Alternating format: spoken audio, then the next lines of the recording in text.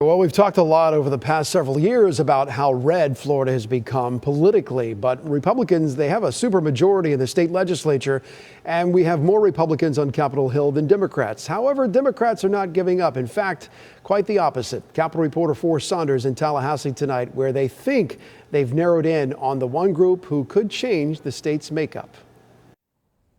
Don't let the golf carts fool you. The Florida seniors behind the wheel are a driving force in the November election. It's why for weeks now, the Biden-Harris campaign here in Florida has focused on making inroads with those 65 and up. They've made stops in West Palm, Hillsborough. May I have your attention, please? And most recently, the small town of Quincy outside the Capitol. The campaign here to snatch up support from voters like Dorothy Walker, backing President Joe Biden and embracing his age. Age has nothing to do with how your mind works.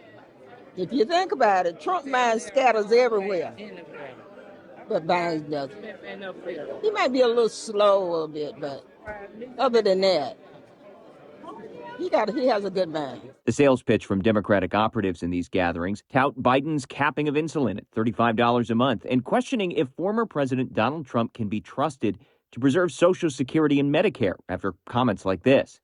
So first of all, there is a lot you can do in terms of entitlements, in terms of cutting, and in terms of also the theft and the bad management of entitlements. For Ronald Colston, Trump's newfound criminal record was most damning. A felon cannot vote, but you can put a felon in the White House. Okay, can you explain that to me? Taken together, it's an attempt to win or at the very least make a dent in a population Democrats continue to struggle with, those 65 and older, which the party hasn't won over since 2000. But the most recent New York Times Siena poll from April showed voting seniors gave Biden a 9-point lead in a head-to-head matchup against Trump. DNC Chair Jamie Harrison told us this week why.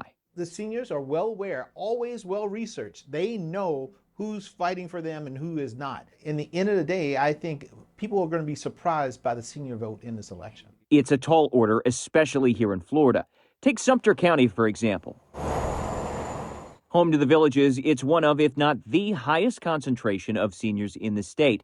The average age about 68, and turnout rates often close to or the best in Florida. The Biden-Harris campaign made an effort here in 2020, but it still wasn't enough to change this ruby red zone. Trump won Sumter by about 36 points. Florida's GOP chair doesn't think that'll change this time around. I think seniors have a lot of life experiences. They've seen things. Yeah. They see the failure that is the Joe Biden administration. I have confidence that seniors are going to vote for President Trump, and just like every other demographic group is going to vote for President Trump at the end of the day. Including young people, as that same New York Times poll showed Biden had only a 1-point lead over Trump with those 18 to 29, which would be a remarkable swing for the age group.